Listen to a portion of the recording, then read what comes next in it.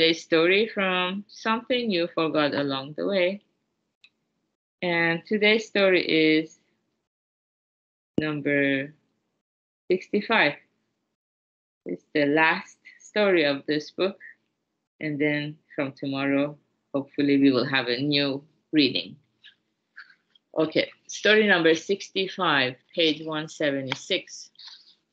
Success is the fruit of effort. The astute merchant.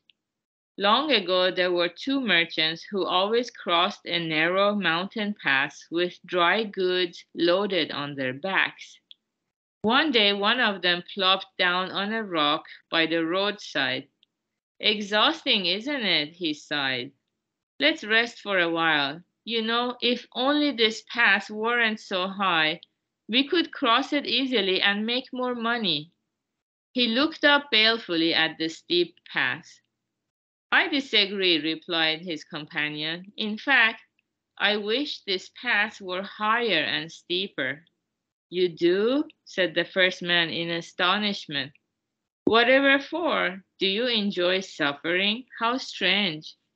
His companion explained, if this pass were easy to cross, everybody would use it to do business, and our profits would go down. If it were higher and steeper, no one but us would cross it, and our business would prosper even more. Successful tradesmen must be not only astute in business, but bold in endeavor. Success is the fruit of one's effort. All that comes easily is poverty and shame.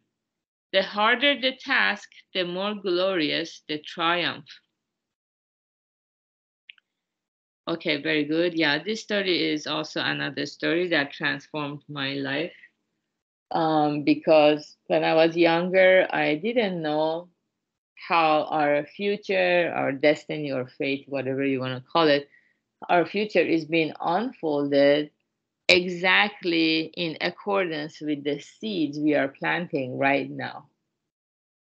This direction is so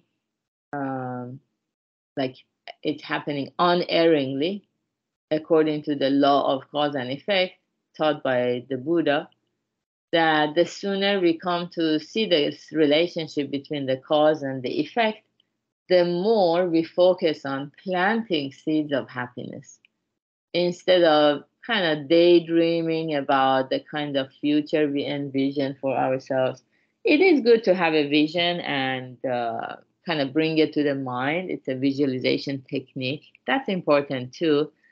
But we have to know how much of it is enough or good, the middle way, and not to get carried away, because we have tendency to get carried away with hopes and dreams we have, and then we just keep daydreaming about it and forgetting to plant the seeds of happiness. There is kind of a funny joke about a couple who were talking about once they win the lottery, they're gonna buy this house by the ocean. Every day they're gonna walk on the beach and enjoy their life together.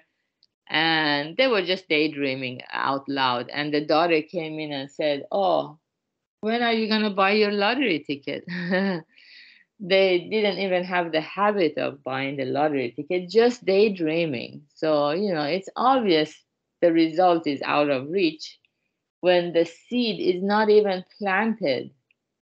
Yeah, so we are all kind of guilty of that. We spend so much time in our head.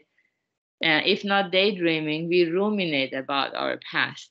Oh, if this hadn't happened, if I should have done that, and this and that. So we are wasting our precious time here and now to plant seeds of happiness. So we need to be very bold in endeavor. And where that comes from, that level of boldness, it comes from how clearly we understand our life's purpose as a human being. And something we don't want to think about in the last 1 hour of our life, we shouldn't be thinking about now. What is it that makes us proud of the life we have lived and experience that internal joy that makes us to be so content, content to live and content to die. What is that happiness?